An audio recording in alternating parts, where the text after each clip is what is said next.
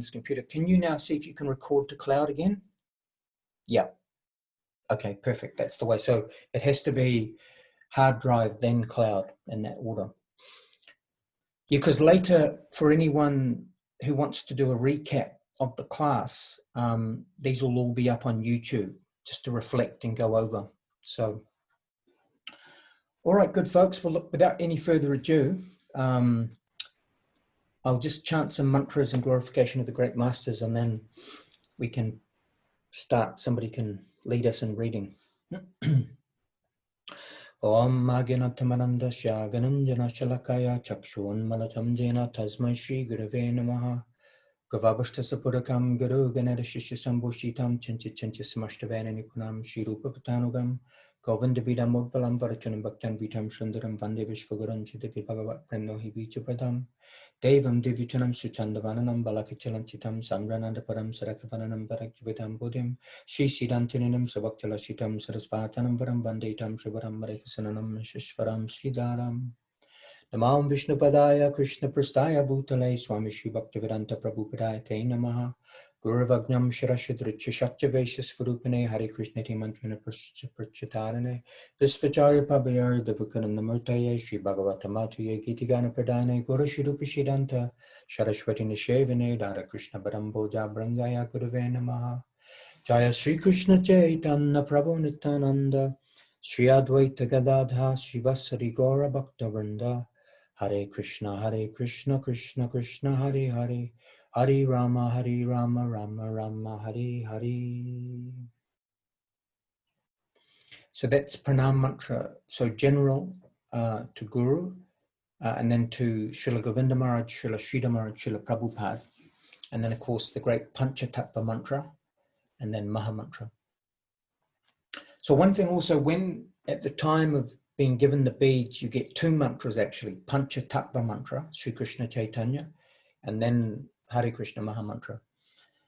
So the Panchatattva, when we do this ceremony, again, I'll go over the explanation of the five energies of the most recent incarnation. But it was Lord Chaitanya that established the grand distribution of Maha Mantra as the quick elevator process for transcendence in the Kali Yuga. So that the Kali Yuga is considered a very contracted time and space in the seasons of the universe. So Krishna gives special benediction to the Kali Yugarites, that's us, that if you chant this Maha Mantra in the Kali Yuga, you'll quickly be elevated and liberated. So it's Krishna in sound form entering. So Mahaprabhu, God himself, was the carrier of that, but he himself posed as a devotee of the Supreme, but he was actually Radha Krishna combined, like that. All right, so we're starting Vedic Revelation. This is under the chapter Knowledge Above Mortality, page 77. I can read. Yes, okay, beautiful. Okay. Vedic revelation. And how do we know that? He has extended knowledge of himself through the Vedas. Brahma means Veda. So by the line of inspiration or revelation, Vedic knowledge was transmitted to the first living being, the creator of the world. Lord Brahma, Tene Brahma Hirda Ya Adi Kavaye. The scholars of the world fail to understand the strategy and nature of that sort of knowledge. They cannot follow the vital and fundamental points of Vedic knowledge, such as transformation of one thing into another. Mukhyani yat suryaha.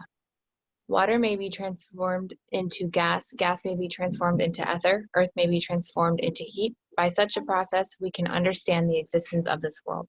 Tejo vari murdam yata vinimayo yara pri sargo Sargo Mersha.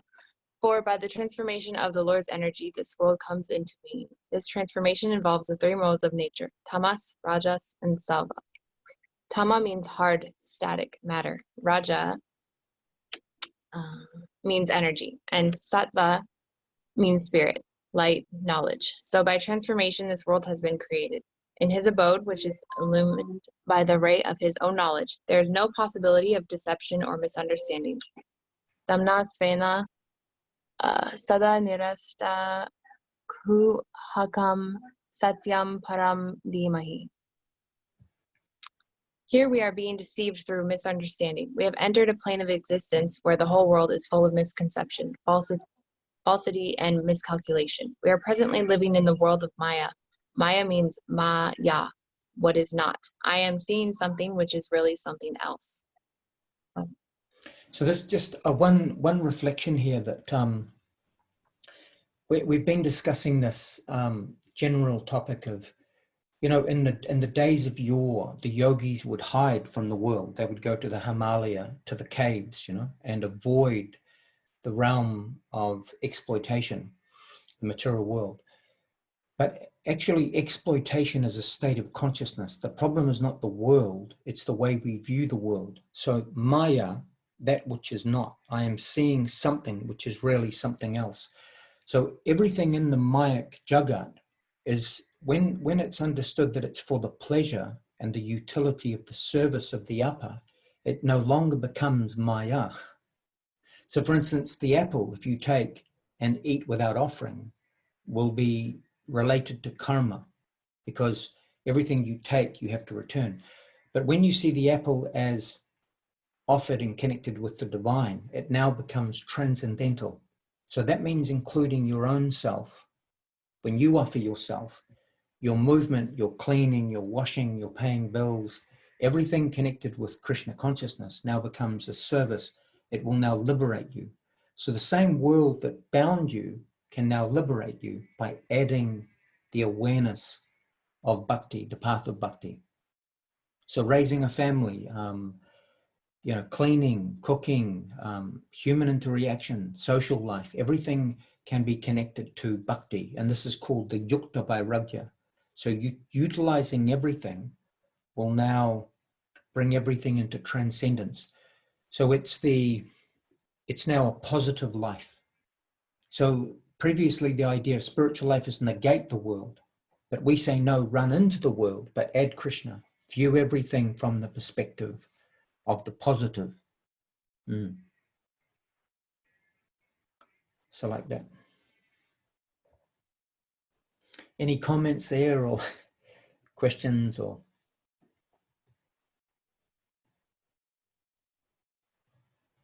So it is true, you know, we have entered a plane where misconception, falsity, and miscalculation is there, but it's a state of consciousness, because you can be in the same world and it can all be beautiful and wonderful and positive because you see it as the divine creation. You see everyone as a brother and sister. Whereas you can also see the world with the eye and through the lens of someone's my enemy and difference and divide and conquer, or unity and diversity, two different states of consciousness. So that the great Vedic masters will adjust our consciousness in favor of the inspired vision, the unity diversity conception. Which is good, because through that we'll be instruments for unity and diversity. We'll be instruments to help others come into the awareness that we can live in harmony if we connect everything with the owner. Actually, this is the thing. Krishna, Radha Krishna are the owner of all manifested energy, including ourselves. So Krishna is the creator of the Maya Shakti, Tatashta Shakti, and Hladini Shakti. So all energy everywhere through time and space is all the property of the higher. Once you come into that awareness, everything's perfect. Everything's beautiful. It's all far out, groovy and amazing, as the hippies would say. It's all a state of perception. So love is at the foundation of everything. So we're viewing often things not from that perspective. So that's the Maya, that which is not. And that will be adjusted through as we progress and develop. We'll come into a more inspired, deeper perspective. So hence the next aspect. Reality is by itself and for itself.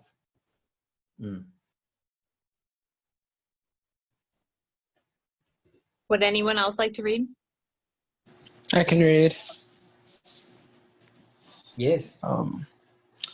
Reality by itself and for itself. Isha Vasyam. Everything is meant for God. That is the Hegelian theory. Reality is by itself and for itself. Hegel is the founder of ideal realism. So he says, reality is by itself and for itself. By itself means that he is his own cause. No one has created him. Otherwise, whoever had created him would have primary importance. For itself means that God exists only to fulfill his own purpose. This is the universal truth. Everything is for him and nothing is for anyone else. So when we think that the things around us are meant for us or for our nation or for the human beings, this is all a false calculation. And knowledge based on such a miscalculation has its reaction. To every action, there is an equal and opposite reaction. I am eating something. It is entitled to eat me. In the Manu Samhita, the word mamshaha is used to indicate meat. Mam means me. Saha means he. Mamshaha means mihi. What is the meaning? I am eating him, and he will eat me afterwards as a reaction. He's entitled to devour me, as I am at present devouring him. This is the underlying meaning. Every action, whatever it is, has its reaction. This is confirmed in the Bhagavad Gita 3:9. Yagyartat karmano nyatra loko yam karma bandhana tadartam karma konteya mukta sangha samachara. Unless work is done as a sacrifice for Vishnu, one's own work will be the cause of bondage. Therefore, work on my behalf and free yourself from the chain of action and reaction. Bhagavad Gita says that any work, no matter what it is, causes a reaction. For example, you may nurse a patient. Apparently, it is a good thing, but you are giving the patient medicine that comes from killing so many insects, trees, creepers, and animals. You may think that your nursing is a very pure duty, but you are causing a disturbance in the environment, and you will have to pay for that. In this way, whatever we do here cannot be perfectly good. The German philosopher Kant has said, without goodwill, no action can be perfectly good. But we are of the opinion that even goodwill is impossible here in this mundane plane. According to Kant, goodwill is a pure thing, whereas no action here can be perfect, but we say that even goodwill is impossible in the relative calculation of the world, because we are plodding in the mud of misunderstanding. Pure knowledge comes only from above, and we have to learn to accept that. When that sort of understanding comes within us, it is known as Shraddha, or faith. Faith is also a great thing. We should have faith that if we do our duty towards the Absolute, then all our duties to the environment in all directions are automatically done. Krishna bhakti kaile sarva karma krita hoya. By satisfying Krishna, the whole universe becomes satisfied. For one who is dear to Krishna is dear to the whole universe. Yasmin tushte jagat tushtam prinite prinito jagat. Just as by watering the roots of the tree, all the leaves and branches are automatically nourished. By fulfilling one's duty towards Lord Krishna, all one's duties are automatically fulfilled. So again, that example of the pond, Prabhupada gave this in the 70s, that self-interest is every being, race, nation, species is competing with each other in, the jungle, like, in the 70s, like life in the jungle, life in the city. So when everyone's throwing their own independent self-interest in the pond, the ripples are clashing with each other. When everyone is adjusting in service to the center, to Guru Gauranga, to the higher, then it all goes to the center. Then there'll be a natural harmony that emanates from the center of the pond, and everyone is in the same organic wave and harmony. We're all sons and daughters under love, under divinity, under truth.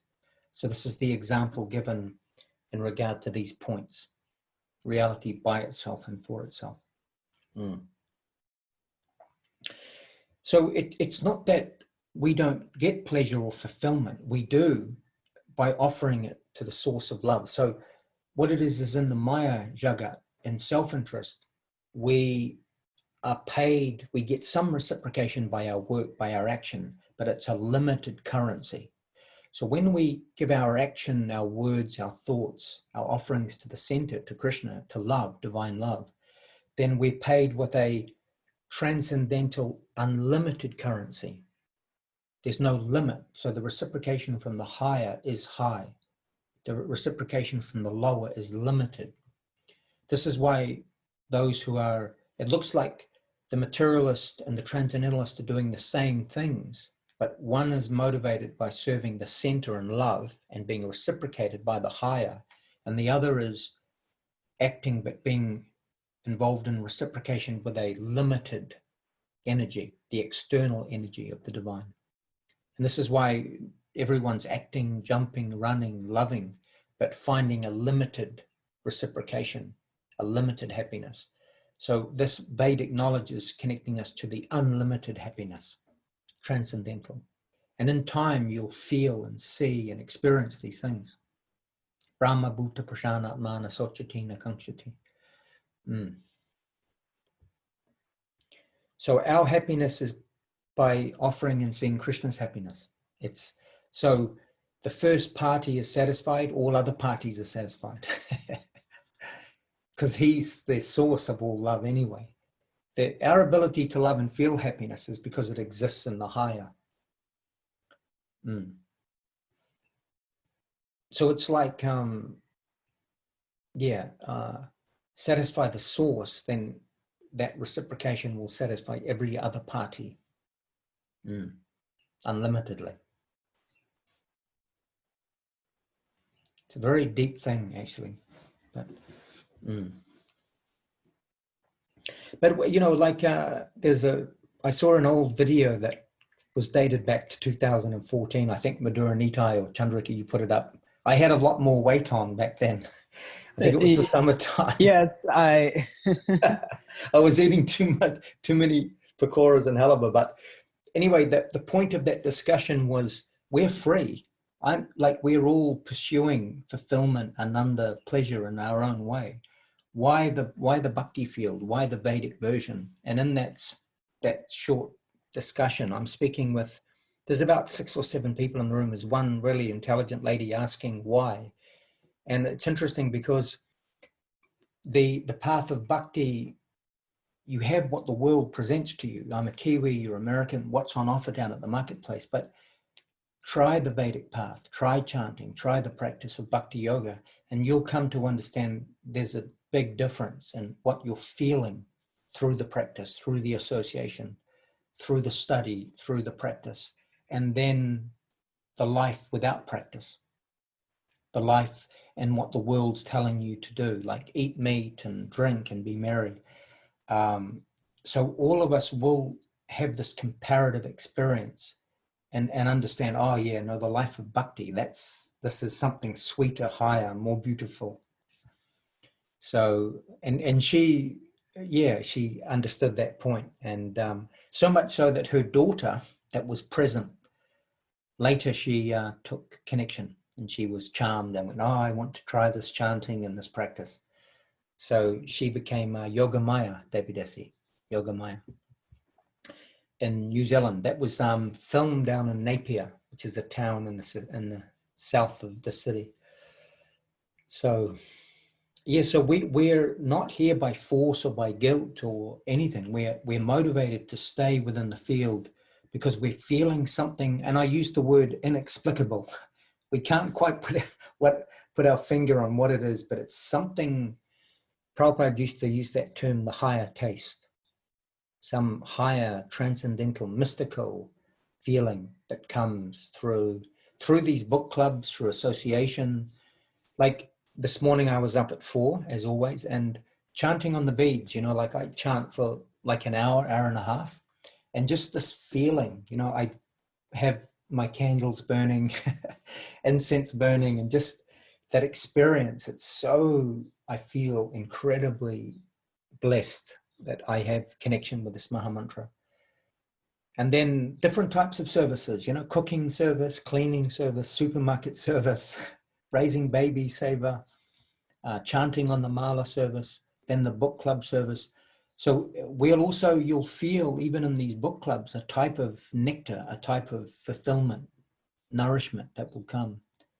So it's variegated nourishments. Anyway, each of us will have our own feeling.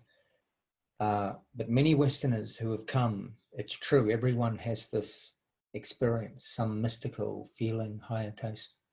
It's Krishna. Krishna's dancing with us, reciprocating with us. So, Hare Krishna. I mean, would everyone here subscribe to that? I think if we weren't here, the fact that we are here is an indication that we're attracted, we're feeling something. And that something will increase, folks. That's the amazing thing. Definitely, more is to come, much more.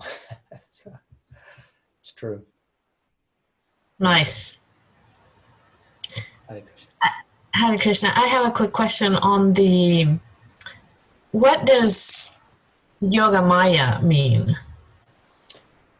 Very good question. Yeah, Yoga Maya. So two things. Mahamaya. Mahamaya is the great illusion that captures the consciousness of the minor soul or the conditioned soul into thinking, I'm American, I'm a man, I'm a body, I'm a cat, I'm a giraffe, I'm alien, I'm this, I'm that. So the Mahamaya is predominantly capturing the soul into identifying with the external vehicle. Now, the Yoga Maya is an energy that exists in the spiritual realm that is there, although you're relating with God, the supreme being, personality of Godhead. The Yoga Maya creates an illusion where you forget that Krishna is God and you run with him, play with him like he's your best BFF. So the Yoga Maya takes away the awe and reverence. It takes away, oh my God, I'm playing with God or I'm dancing with God. You just think it's my beloved, it's Krishna. And so the Yoga Maya allows the intimacy. Now there is something that happens. The Yoga Maya is also running amongst the practitioners also at different stages. So even the more intimate followers or the students that develop in the relationship with Guru, that type of energy is also working where, like, he's my teacher, but he's the best friend. He's close, he's a family member. So the Yoga Maya helps to create the free-flowing, spontaneous conception and the familiarity, but transcendental familiarity with the Supreme, and also even with the Guru, the Acharya, and amongst each other. So the Yoga Maya is also establishing that mood, the ability to have transcendental deep familiarity, but also arranging the different moods and rasas in the spiritual sky with the Supreme. So the different transcendental emotions also, and Balaram, the husband of Yoga Maya, this is revealed by Srila Sridhara Maharaja. Balaram is arranging the ingredients. Yoga Maya is arranging the feelings in the rasa, in the relationship with Krishna. So Mahamaya is controlling the minor souls. Yoga Maya is influencing the major souls, the liberated, the pure devotees with Krishna. And Mahamaya is, so it's a transcendental illusion to make you forget that Krishna is God. Because if you're always thinking, oh my God, I'm dealing with God, I have to tread carefully. No, you don't have to tread carefully at all. You're already free and liberated. You can dance. Actually, you can even slap the bottom of the Supreme Being if you're in the parental nature. Mother Jasoda is sometimes trying to chastise Krishna. So she doesn't think Krishna is God. One time there's a Leela, which everyone, you can see, and we'll read this eventually, where Mother Yasoda looks into the mouth of Krishna and she sees all the universes and suddenly her cat cries, or a cat cries, and brings her back into the consciousness. Oh no, he's just my little baby, Krishna. But actually inside Krishna's mouth is all the multiple universes. So she momentarily glimpsed that inside of God is everything. But then the Yoga Maya clicked her back into, no, he's just my baby boy and I love him. So this is an example. And this particular Leela is to give reference to the Yoga Maya. But we can go into further explanation. That's a general, but yes, something of that understanding, Yoga Maya. Nice question, Alicia. Dandavats. Hare Krishna. Yay. All right. Yes. Okay. Krishna's transcendental abode. Everything is meant for Krishna. We are also meant for him. Isha vasyam idam sarvam. This is true knowledge, and this is the true situation of the world. Exploitation is an incomplete and reactionary idea for which we incur a debt that we shall later have to pay. We may go to Satya Loka, the highest planet in the material universe, but by exploiting nature, we incur a debt, become heavy and go down. And when we go down, others come to exploit and extort us until our debts are paid. Then the heaviness goes, and we become light and go upward to the higher planetary systems again. And when we go up, we exploit those who are in a lower position. In this way, there's a continual exploitation and clearance of debt. This is confirmed in the Bhagavad Gita 8:16. Abrahma bhuvana loka punar avartino arjuna mamupetya tu konteya punar janma na vidyate. All planetary systems within this world of matter are places of repeated birth and death. But one who attains my abode, O son of Kunti, never takes birth again. Upon going there, one never returns to this material world. Yad gatva na nirvartante, tadama paramam mama. Krishna's abode is nirguna, or transcendental to any material quality. We must firmly establish... Just one quick point, Madhura Prabhu. So just that sometimes there is some conspiracy around the origin of the soul. So some say that not the heavyweight masters, but the interpretation of their teaching, some subscribe that the soul falls from the spiritual planet, Goloka. But here we're seeing Srila Sridhara Maharaja in his explanation of this verse, that upon going there, one never returns to this material world. So after having attained that abode, you never fall again. So the place we've fallen from is the spiritual sky, but the nirvana, called the Tatashta Shakti. So this is the origin of the soul. So when the soul comes out, and we've been through this point many times, and of course we'll continually go over this, the three planes: exploitation, renunciation, dedication. So the plane of nirvana, mukti, or Brahma Jyoti, that's the home of the soul.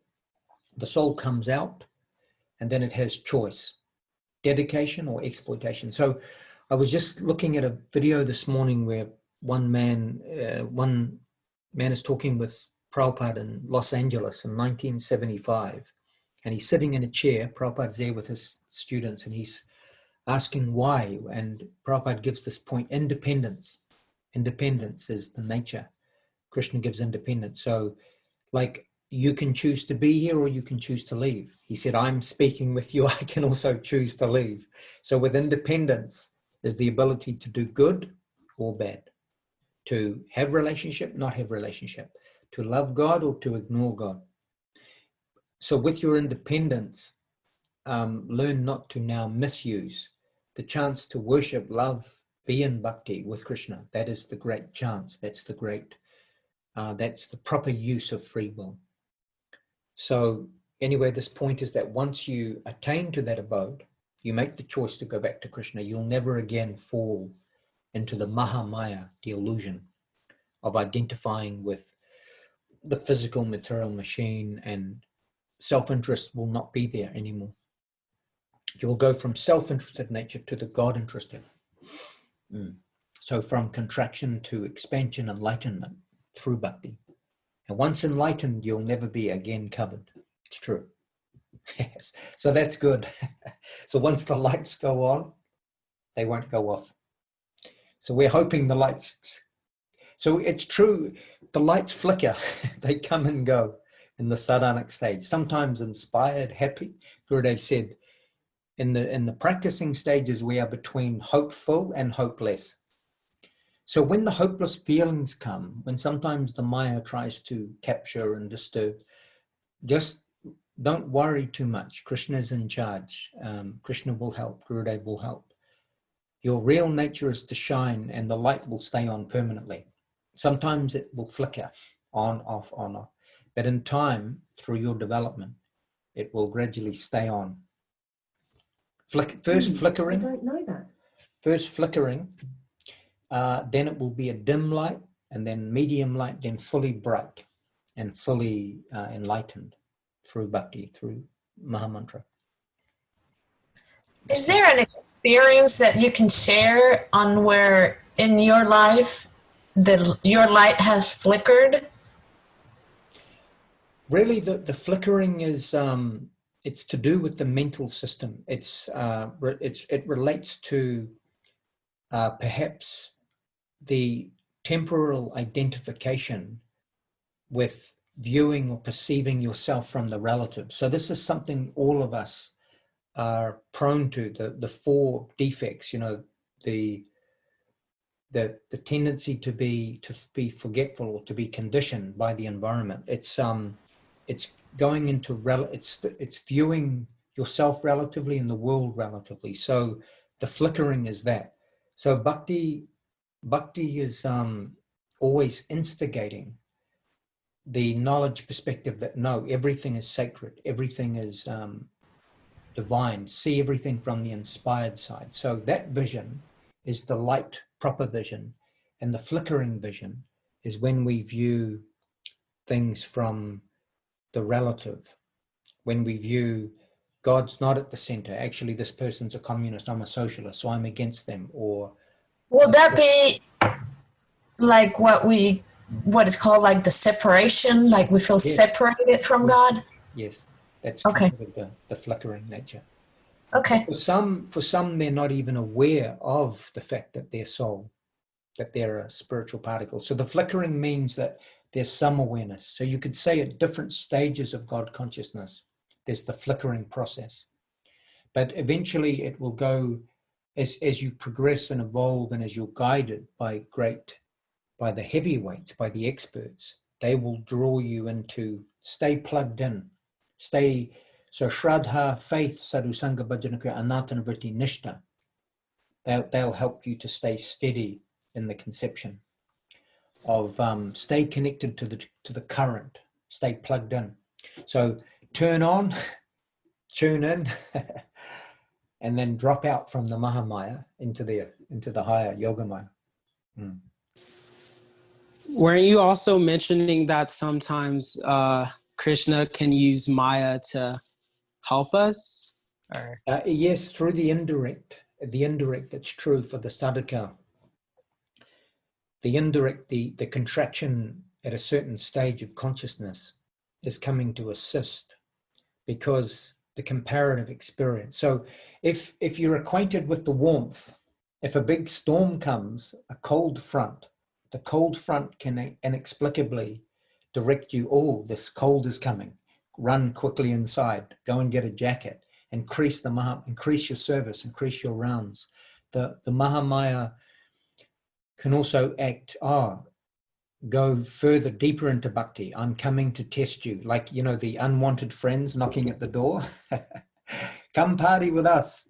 And then you go, oh no, the last time I went out with you guys, it all ended in tragedy. I was vomiting, I got arrested. So you learn these types of friends, maybe not so good. This is actually acceptance and elimination is part of the process. You'll make your own acceptance, and you'll begin to eliminate that which is not working for you, that which is not fulfilling you. The world is prospecting so many things. And once you have the comparative higher taste of bhakti, you'll begin to realize, hold on, I feel inspired, happy, stable here. And then I go and do this other activity, extracurricular or whatever it may be. Now I'm feeling bored, I'm feeling disturbed. I have to tolerate this situation or this person. And it's like, I'm going to be more discerning to allow that which encourages my fire, my flame, my love for the higher. That which distracts me, I don't want to be distracted. I want to be in the feeling of the nourishment, the higher wave. So indirectly, the cold encourages us to get jackets and go into the warm house where the fire is burning, like that. Yeah, there are many subtleties to that, but in general, we can say that.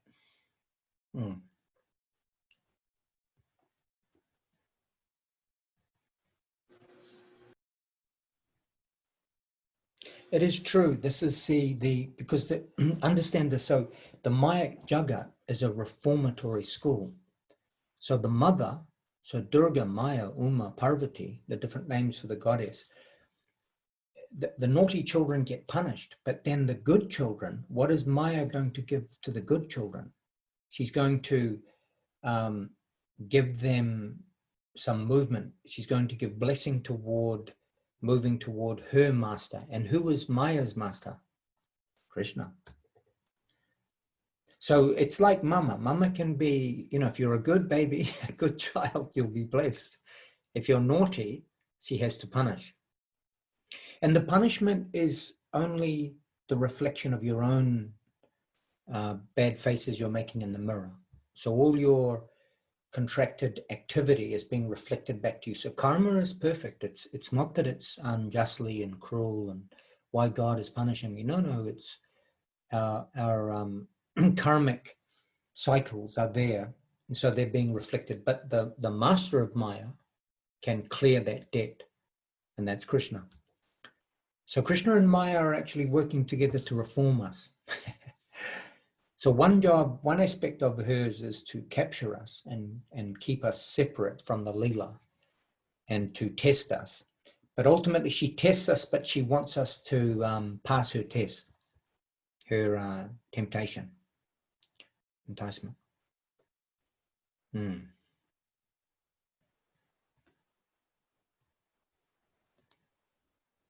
She does that job in a shy way. She's shy to come before Krishna. It's sometimes Prabhupada gave the analogy, Krishna is the front and Maya Shakti is the shadow behind Krishna. So those who want independence from the Supreme, they come into the Maya. So even though we've come into the Maya, we can choose to come out from the Maya. And how you do that, follow Krishna.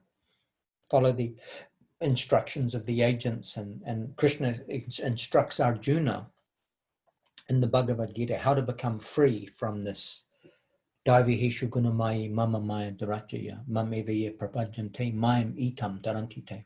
This divine energy of mind consisting of the three modes of material nature. So it's Krishna's divine energy. It's Krishna's Maya, made of three modes of nature, tamagun, rajagun, sattvagun. If you surrender to me, you can easily cross beyond. And surrendering to Krishna, when you get Mahamantra, that's the surrendering.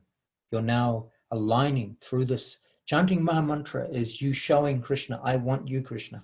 I want to glorify love. I love love and love loves me. And then he'll go, okay. And then through Mahamantra, you'll be rescued. It's true. And you'll come out from the dream. It's true, you'll come out from the dream. This dream is a big dream. Many lifetimes, many realms, many worlds. So coming back to love. Krishna, Gurudev would always say Krishna is very kind. So he wants us to come back home. He loves us deeply. So is everyone looking for love here? I would say yes.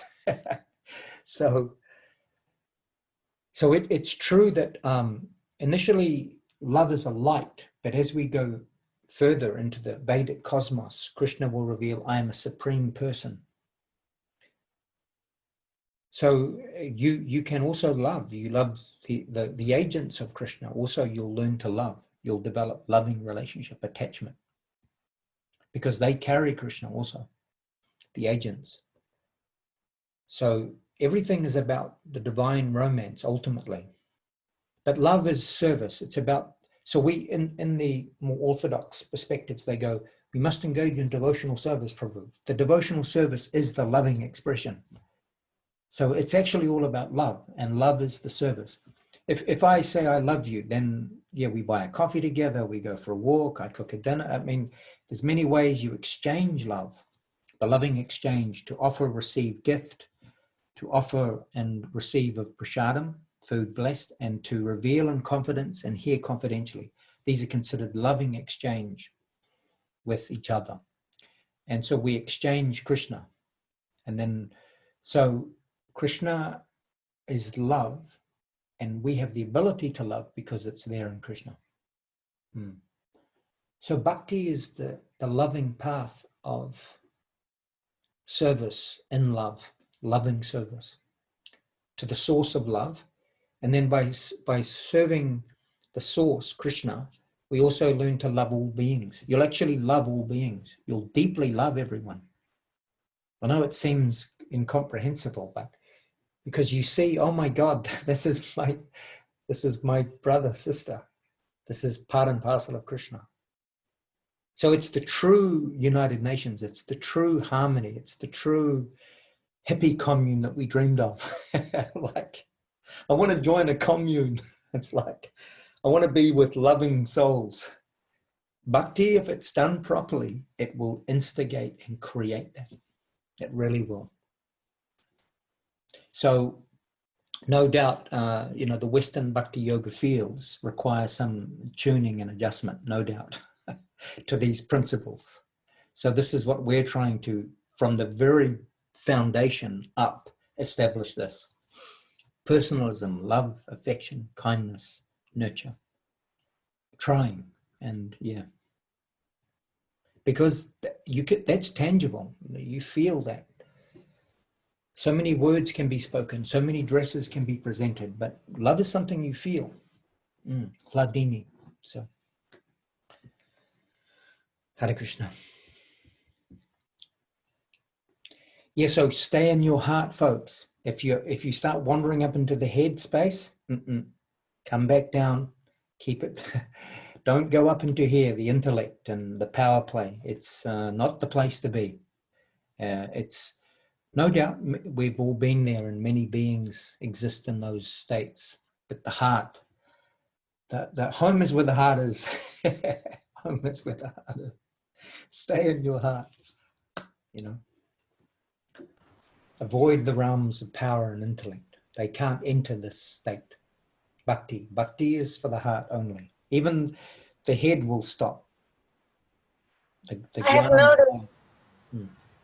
have noticed that when I am in fear, it's because I'm in my head.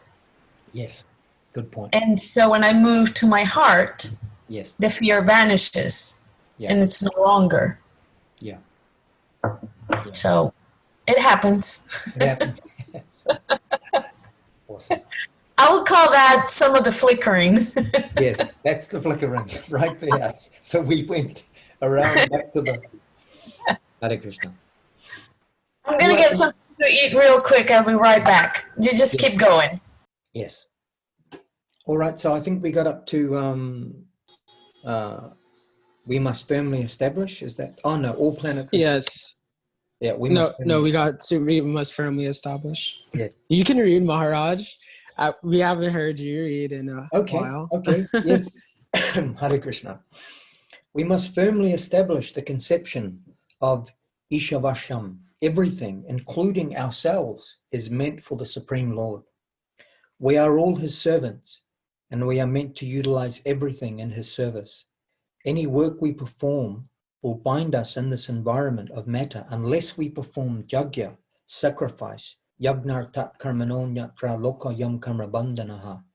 And the Vedas enjoy Yagno Vai Vishnu. Sacrifice is meant exclusively for Vishnu or Krishna. And this is the Yukta Vairagya, add everything to the service and everything will be beautified. This is confirmed in the Bhagavad Gita 9:24, where Krishna says, I am the only enjoyer of every sacrifice or offering, sometimes offering. This word, Aham hi sarva yagnanam bhukta cha prabhu evacha.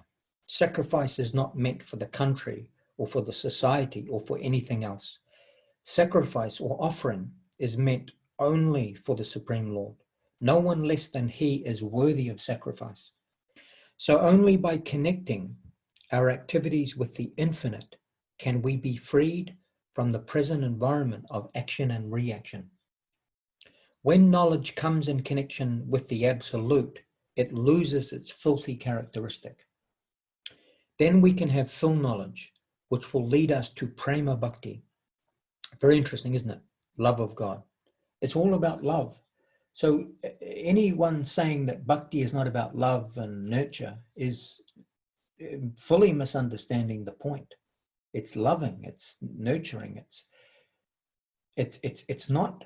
So you can actually now begin to understand how many are trying to aspire on the bhakti path, but are losing the very essence of what it is. They're in their heads, they're in the knowledge, they're in the rules or regulations. But folks, come into your heart, please.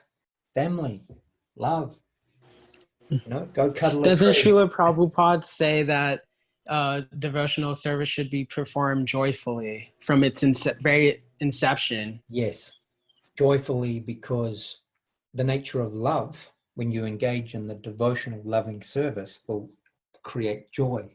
So joy is the natural byproduct of love. When someone's loving towards you, you feel a joy. This person cares. They've just given me a hug. It feels great. It's like joy. So that's Guru and Krishna. That's why, what did you feel in Prabhupada's presence? Great joy. He loved everybody. And so we will also learn to love everyone. That great Prabhupada wants to turn you and awaken you into another Prabhupada. It's true. The major soul wants to awaken the minor soul to the major position. Maybe, depending on what Krishna wants from us, he will dance with each of his servitors his own way. So he can make you a big conduit, or he can have you as a quiet, sacred gem, quiet, like Gokishodas Babaji Maharaj was hidden, but his disciple, Saraswati Thakur. So Krishna moves as he likes with each of his awakened devotees, loving devotees. So from love of God comes that joy. Everything is meant for Krishna. He is the only enjoyer of everything. He is the absolute autocrat, and he is the absolute good. We are all his servants, and everything is meant for his satisfaction. We must come to this understanding. The Gurukula system of Vedic education should be conceived in this line. So this is also one type of Gurukula. The book club is actually a Gurukula. We're all the Gurukulis. Because the Kula is the student on the path, and the Guru is enlightening us. So we have 3 heavyweight teachers, and so we are in the Gurukula, the Vedic education system. So then going on, Guru, heavier than the Himalayas. Guru means heavy. Guru means one who dispels the darkness and who is heavy, who cannot be moved by any proposal.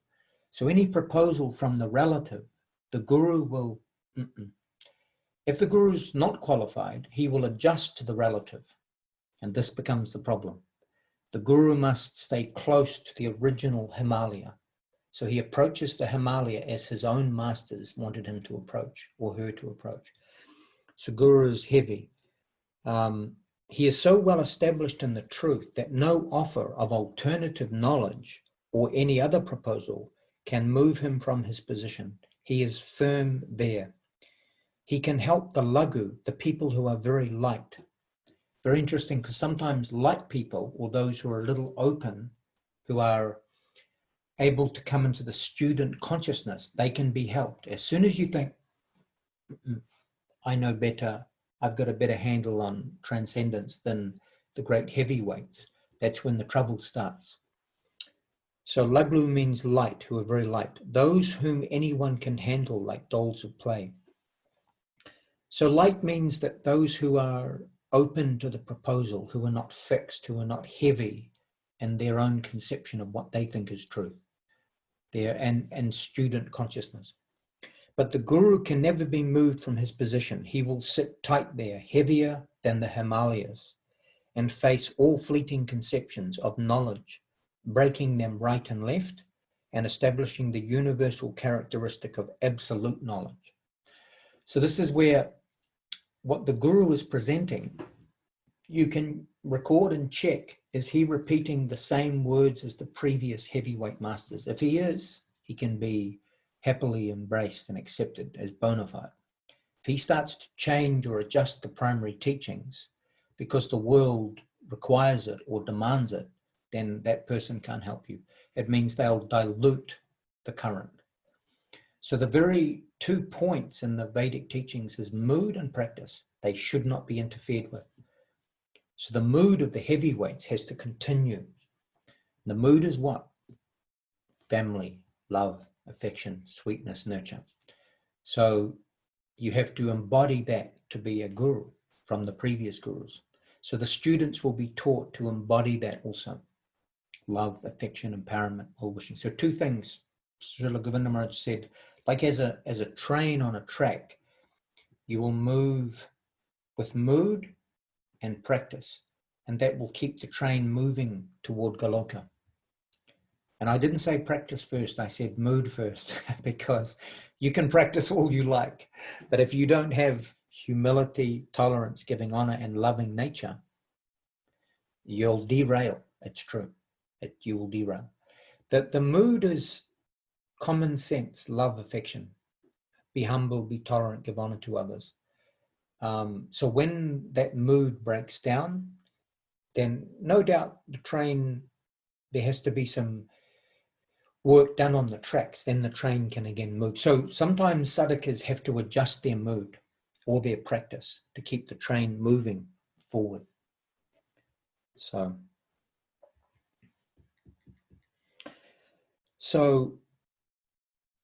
he will impart knowledge of the absolute truth, Brahman, the supreme whole, dispelling all misconceptions and establishing knowledge of the absolute upon the throne of the heart. This is the conception of Gurukula, the Vedic system of education of ancient India. So the Transcendental Book Club is a Gurukula. We have, although I'm in the seat of a guru, but I'm as a student, we're under 3 great gurus who are like Himalaya, and their conception we're not going to move from.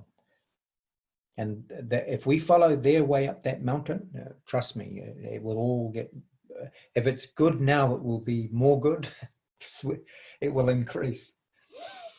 The Vedic system of education deals with knowledge proper, not half knowledge, but knowledge of the whole, which can deliver us from all troubles and guide us to the most desirable position. Nowadays, we can sell knowledge, but this knowledge cannot be sold. Very interesting. So the Transcendental books, we cannot sell them. If we distribute the wisdom, we can ask for koha or donation to cover the cost, but we cannot sell, we cannot do trade. And then it says here, intellectual knowledge can be taken into the market, but this knowledge cannot be taken into the market, for this is absolute knowledge. Vedic knowledge gives us our fulfillment of life, attaining which we will no longer feel the necessity to run here and there for any greater knowledge. So once you come into the essence of all wisdom, all knowledge, if you really allowed entrance into that sacred arena, you'll realize you don't need to go anywhere else. What you've got is everything. You've got absolute knowledge, the heavyweight knowledge. But it is a privilege to be in the sacred arena. What I can say is there are perimeters. As you stay in the mood of student and compliance to love, love will usher you in. But like a like in a relationship we see in this world. The relationship will only deepen when the beloved sees your commitment. It's true, it's the same, the sacred arena. Krishna will not be betrayed. Even the guru will not be betrayed ultimately. Only we betray ourselves. So this is where in the practicing life, as long, Gurudev said, don't worry the examinations, but as long as you're sincerely trying, gradually you'll pass the exams. But it is true, we are under surveillance. The higher is seeing everything. And if they see that we have some loving sincerity, then we'll be gradually adjusted. And this is where the example I give, where turn up every day on the potter's wheel. Even though you feel not qualified, out of sync, turn up as rough clay. The divine potters will turn you into something beautiful. But if you think, no, I'm not turning up, I'm going to do my own thing, you'll remain as clay if you don't come into the arena of the master's adjustments for your development to your true shining nature. So coming into the bhakti field is we're allowing the heavyweight masters to mold us into something beautiful, and they will. They can do that. That's their potency. They can turn mukam karochi vachalam pangam langa tegiram yat kripa tamaham bande. This conception of, by the mercy of Sri Guru, the mercy of that current, a blind man can see, a blind woman can see, a dumb person can recite Vedic poetry, and a lame person can cross mountains. It's true, by the mercy of these great teachers, we can be adjusted and reformed to our beautified original self.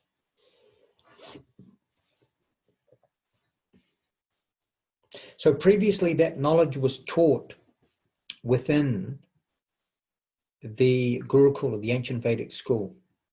Vedic knowledge means knowledge which comes from outside the area of misunderstanding, miscalculation, and false historiography.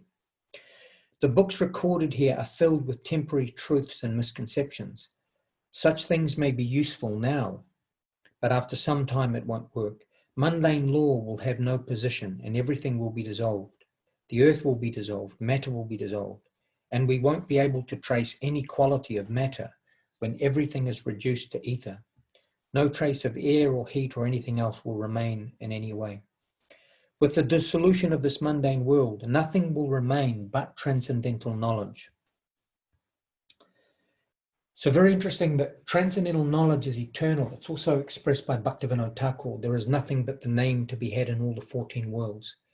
The transcendental knowledge, Maha Mantra, this wisdom will never dissolve. It will always be present. So you see that which is of the nature of reality will remain. That which is of the nature of illusion will transform and change and eventually dissolve, including the world will dissolve, the universe will dissolve. Our body will dissolve, which is illusion, but we, the soul, which is a part of reality, will remain forever. So we can choose to come into the real natural position of who and what we are, or remain in the false position. So the nature of these, this system of Vedic wisdom and the school of Vedic knowledge is to awaken that great potential within us. Hare Krishna. So I was thinking, Chandrika, this, because we're coming up 1 hour, 18 minutes. Yeah, I was just about to message you. Awesome. So, yeah, so maybe someone can bookmark. We're up to 80. We've actually had a good run today with the reading. So the Land of Dedication, page 85, is where we're up to for next, your Tuesday. So on Thursday, we're doing Queen Kunti. So that'll be same time. So we've got, so Chandrika, very happily, she's taken on this new role, folks, to co-host with me. And then on Thursday, we have Jenna. And yeah, and of course, everyone, all our usual crew, everyone's welcome and as they can. I know yeah, everyone's going through shifts, changes, environmental. But the idea is, yeah, we're now focusing our groups more to study. And then, like I said, I'm happy to develop and increase the one-on-ones.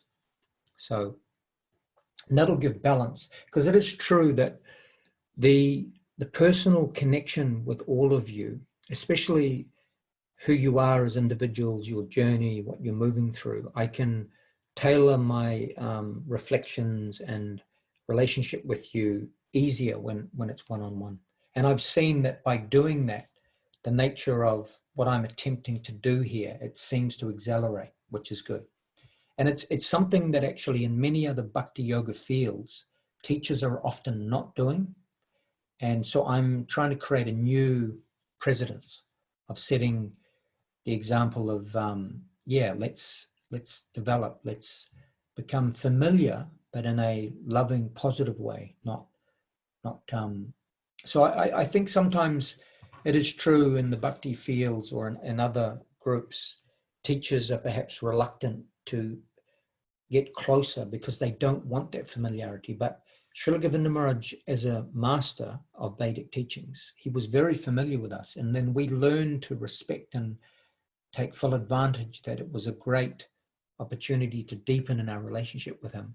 And no one was ever contemptuous. So whatever Western gurus are doing in the name of keeping everyone at a distance, I think ultimately it's counterproductive. But time will tell, because you'll see how you feel in this field as opposed to other teachers and their style. But because I was trained under Srila Govinda Maharaj in this particular mood, I don't know anything else actually. So I think we've all found each other, because you all weren't really down with the whole abstract, the guru sort of speaks something then leaves the podium. Like, you know, I'm there with you, you know, through the experience. I'll go with you to the supermarket, or I'll help you, you know, like do the dishes when I meet up. Like I love that nature style. Like it's all, we're as a family, you know. Hare Krishna.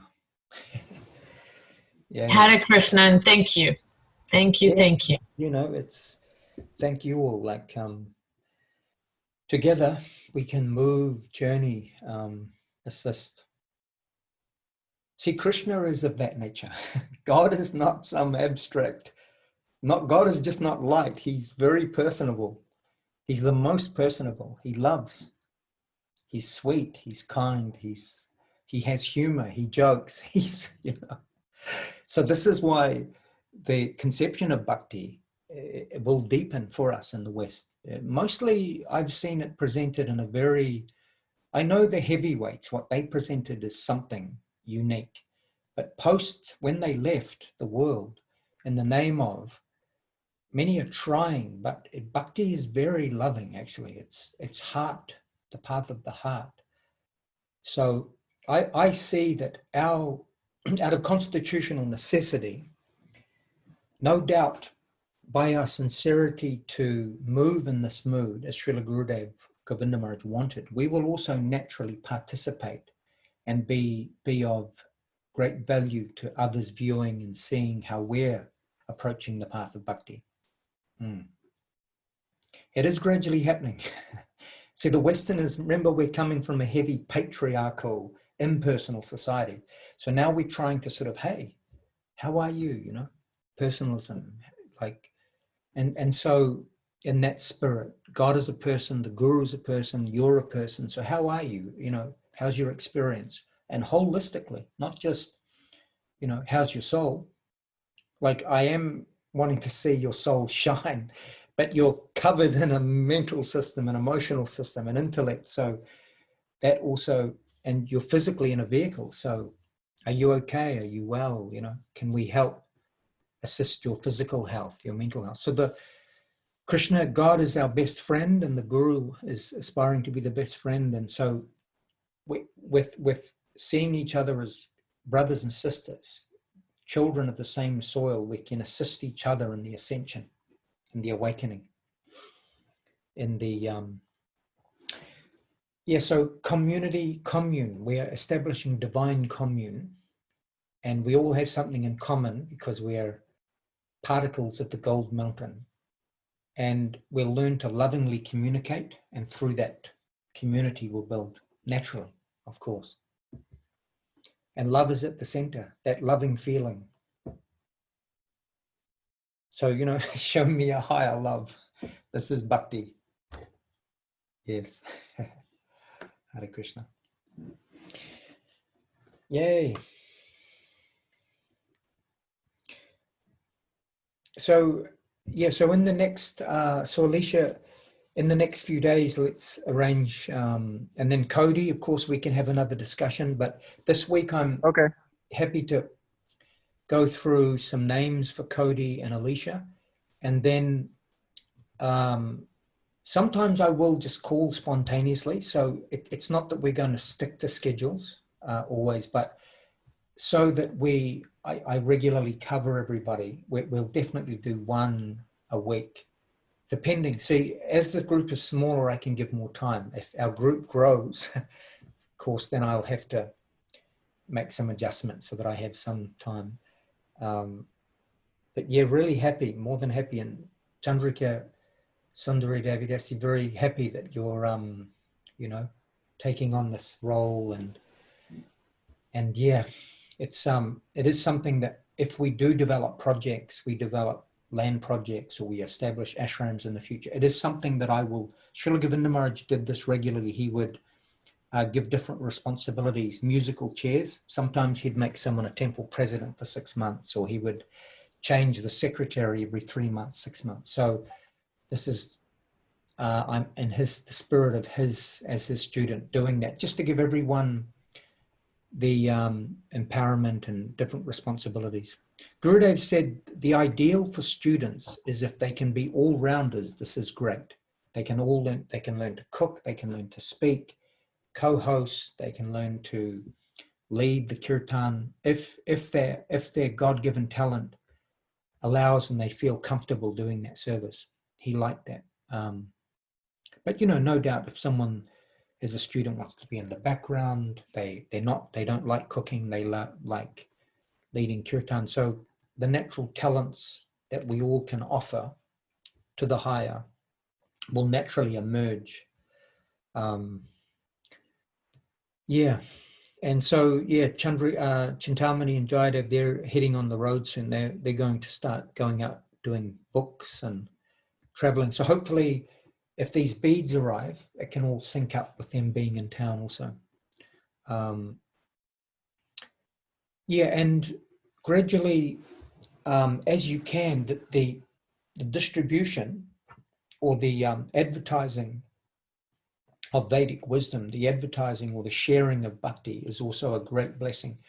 By you embracing the path and attempting to extend that to others, you'll be blessed also. Blessed by your own participation, and the tendency to extend that will also bring blessing, because it's considered the greatest blessing is to bring others into that loving truth, or at least the chance for that loving truth to be extended. Mahamantra Prasadam, invite people to the book club, like that. So I'm willing, whatever it takes, like 5, 10, 50, 1,000, 10,000, I'll have to, then you all will quickly, we'll all have to work it out so that we can nourish and nurture everyone, no matter how big or, in whatever way. But always quality, mood and practice, and Krishna will help us. If the service increases and projects increase, Krishna will give us the intelligence how to manage everything nicely. You know? May I share a quick story? Surely. So, I was with I'm with a community of people that we're kind of living what I guess the Mayans, but it's not the same Maya, I guess, as we talked about here. It's talk about the way that the Mayans live like the energies of the day-to-day, influenced by each day is a different influence, and it's a very, let's say, cumbersome system, but it makes perfect sense. But so the person that is very knowledgeable about this, he's a very nice, very loving person. He has a lot of knowledge. And so he, the other day I was sharing that, I'm doing this. And so he thinks that I'm like into too many things. And I said, yeah, it's okay to be in too many things. They're all, I'm searching for love, basically. Yeah. Wherever I find it, it's good. So is the path to God. Yeah. So I was telling him about, being in this Bhakti community. And he actually made fun of me.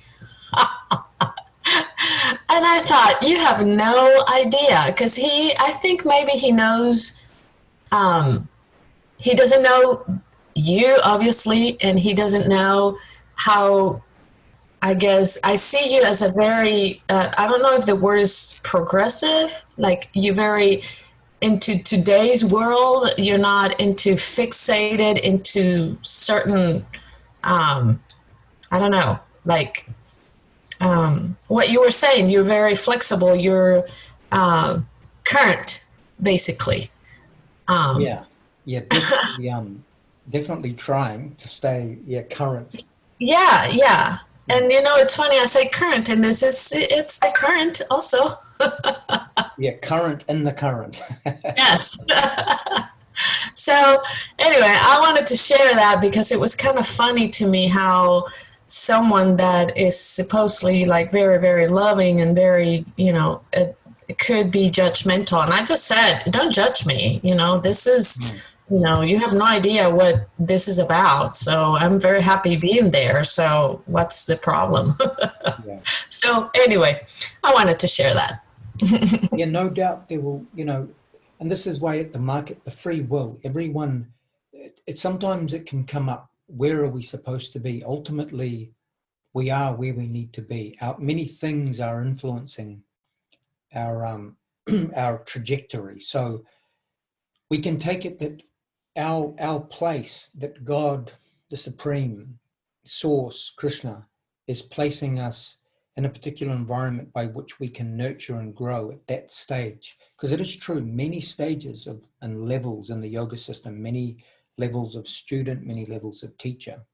But we can say from an ontological, from a neutral, comparative understanding, Veda is very deep, very comprehensive. It's considered, even amongst independent theologians, it's considered the PhD level of transcendence because of the vast nature of it. So no doubt the fact that we are under the guidance of great divine Vedic experts, this is considered a great privilege, no doubt. And even those great Vedic teachings, the Sanskrit, which these literatures were written thousands of years before, they go into explaining you will have had to have crossed many stages of transcendence and pious activity to come even to the field of bhakti. So the masters are saying this, of course, because they're promoting their own tradition, but the ancient mystics and yogis, Narada Muni, all the great sages have said such a thing. So how we harmonize is that we honor all paths, because ultimately all paths will come to the top of the mountain at some point. They're coming into three categories. They're either worshipping the impersonal state of source, the Paramatma state, or the Bhagavan conception. But any bona fide religious system is, in its general direction, moving toward service to the divine. So we harmonize. All it is that some are viewing at a distance the light at the beginning of the train. Some are seeing the train, and others see the conductor of the train. So Paramatmati, Brahmati, Paramatmati, Bhagavanati, Sabjate. the golden light, the golden mountain, and then the golden God who lives on top of the golden mountain. So, yeah, 3 aspects. So the Father, the Son, the Holy Spirit. Same in Catholicism. So Amen. first, the Holy Spirit. So this is where we love all, you know. Prabhupada, like the Christians, the yoga, like if you're on the ladder, you're on the ladder. The ladder is to go up the ladder. So we honor all the rungs on the ladder. But it is true, there are stages. Just like like in health, there are stages. In science, there are stages. In technology, there's a difference between an i3 and an i9 computer. I mean, we honor the computer. You have an i3, great. Can the i9 work faster and take on more information than the i3? Yes, of course. Everyone has potential. Is there a difference between someone who's on a very unhealthy diet and who's living on organic food? Yes. So the stages of health are just depending on the choices and what information you're being given or shared at any given time. So all beings are ultimately, their potential is open to them, but remain open to the experts who can show us more and more of the great truth. Yeah. So yeah, if we met that brother, perhaps we could sort of, maybe, you know, sometimes people come into their pride and they think, hey, you know, what is this? This is, but yeah, anyway, these things are going on.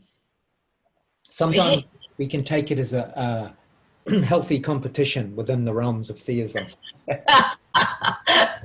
Well, he talks about this book of knowledge that came about, I don't know, I started to read it and it really didn't resonate with me very much. I felt kind of a little bit of ego in it. And so I just kind of left it there. But he just totally, I guess, thinks this book of knowledge is it. It has the entire knowledge of the entire universe. That's what he thinks about it. So we would even say what we have is the Veda, which is vast revelation. The absolute, there's still more.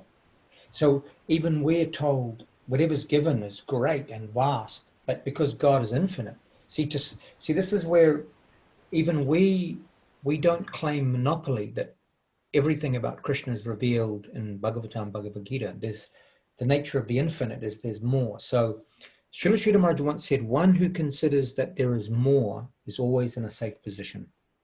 So as a teacher, I'm a student, there's more to be revealed, more. And why? Because Krishna is infinite. The Veda is infinite. So it's always healthy to always stay a student, an eternal student, because the infinite will keep revealing more and more to the student.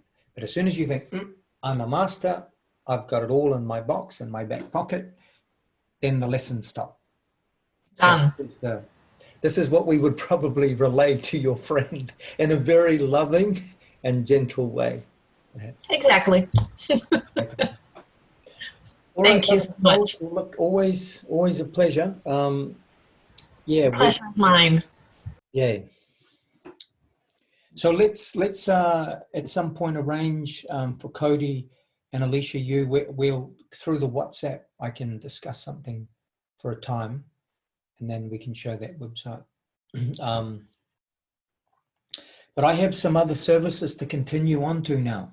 I have a meeting I have to be at in 20 minutes. So yeah, thank you all so much. It's been a great launch into our new, and did everyone get the poster, see the poster? And yes, okay.